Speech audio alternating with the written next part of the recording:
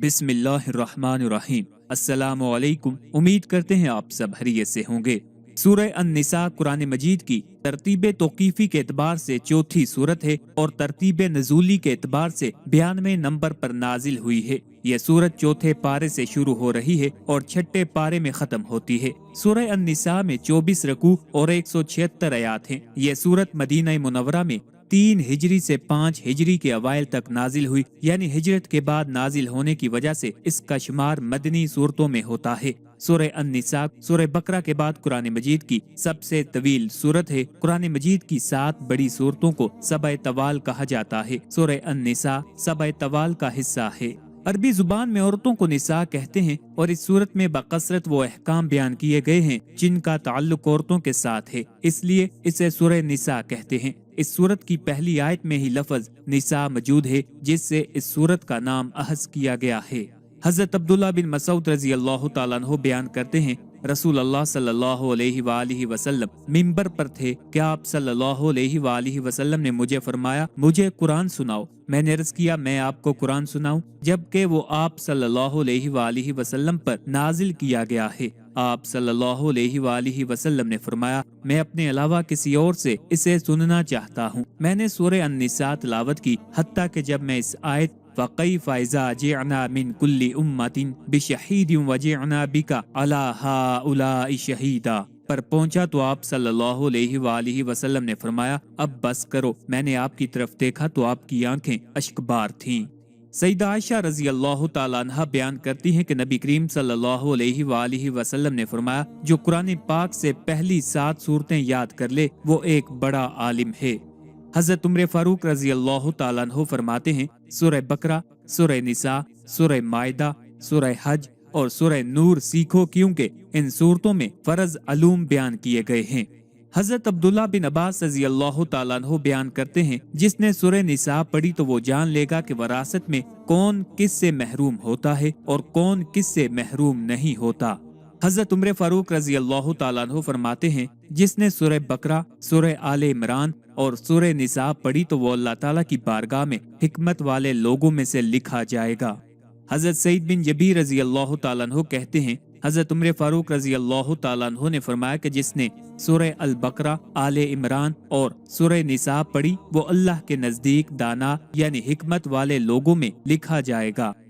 इस सूरत का मरकजी मजमून ये है कि इसमें यतीम बच्चों और औरतों के हकूक और उनसे मुतल्लिक अहकाम बयान किए गए हैं, जैसे यतीम बच्चों के माल को अपने माल में मिलाकर खा जाने को बड़ा गुनाह करार दिया गया है। नासमझ यतीम बच्चों का माल उनके हवाले करने से मना किया गया और जब वो शादी के काबिल और समझदार हो जाएं तो उनका माल उनके सुपुर्द कर देने का हुक्म दिया गया है। यतीमों के माल नाहक खा जाने पर वाईद बयान की गई है। इसी तरह औरतों का महर उन्हें देने का हुक्म दिया गया है और महर से मुतल्लिक चंद और मसाइल बयान किए गए हैं। मिरास के माल में औरतों के बाकायदा हिस्से मुकर्रर किए गए हैं।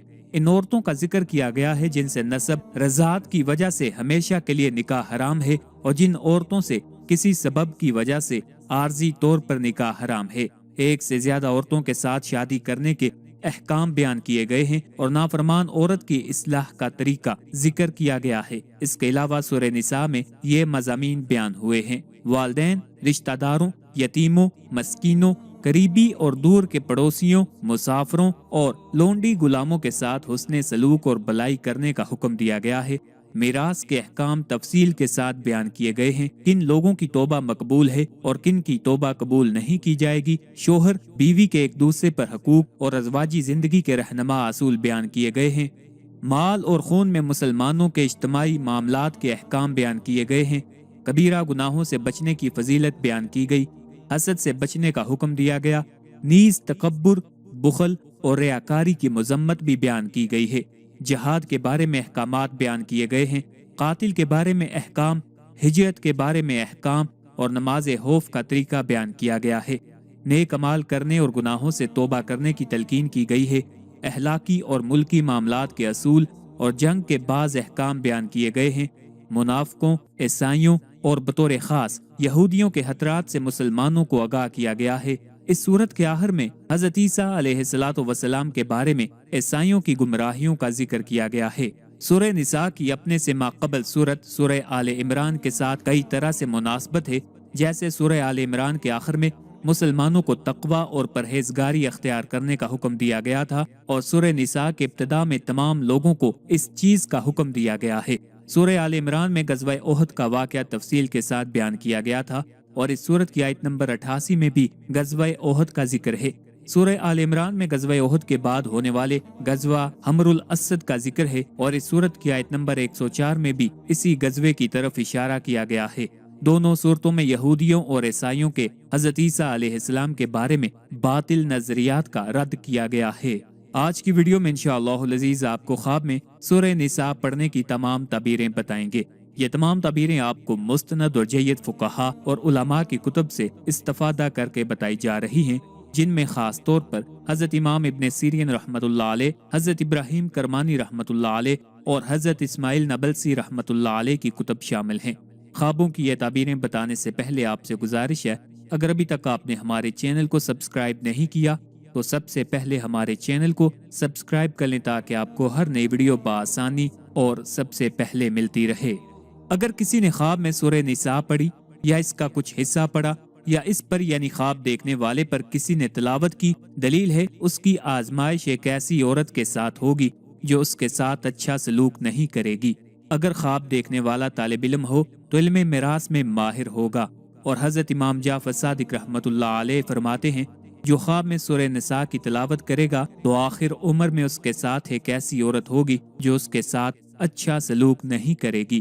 اور ابن فضالہ فرماتے ہیں وہ بہت تنگ دست اور زبان کا تیز ہوگا۔ ایسا ہی امام قصائی رحمۃ اللہ علیہ، حضرت علی رضی اللہ تعالیٰ عنہ اور حضرت حمزہ رضی اللہ تعالیٰ عنہ نے بھی بیان کیا ہے۔ ان کے علاوہ بعض حضرات نے کہا ہے کہ خواب دیکھنے والا میراثوں کو تقسیم کرے گا اور آزاد عورتوں سے مصاحبت کرے گا اور ان کی وراثت پائے گا، اور وہ عورتیں اس کی وراثت پائیں گی لمبی عمر کے بعد۔ اور کہا گیا ہے کہ وہ ایک نیک بیوی پائے گا اور اس پر قادر ہوگا، اور وہ پڑوسیوں والا ہوگا یعنی ان کا خیال کرنے والا ہوگا۔ حضرت امام ابن سیرین رحمۃ اللہ علیہ نے فرمایا ہے کہ اگر کوئی دیکھے کہ اس نے خواب میں سورہ نساء کی تلاوت کی ہے تو دلیل ہے کہ وراثت پائے گا اور اس کے خویش اور اہل بیت زیادہ ہوں گے۔ حضرت ابراہیم کرمانی رحمۃ اللہ علیہ نے فرمایا ہے کہ اس کا مال اور نعمت بہت زیادہ ہوں گے۔ آخر پہ آپ سے التماس ہے ہمارے وظائف کو، عملیات کو اور خوابوں کی ان ویڈیوز کو اپنے دوستوں، اپنے چاہنے والوں کے ساتھ بھی شیئر کیا کریں تاکہ زیادہ سے زیادہ لوگ ان سے استفادہ حاصل کر سکیں۔ اللہ تعالی ہم سب کا حامی و ناصر ہو۔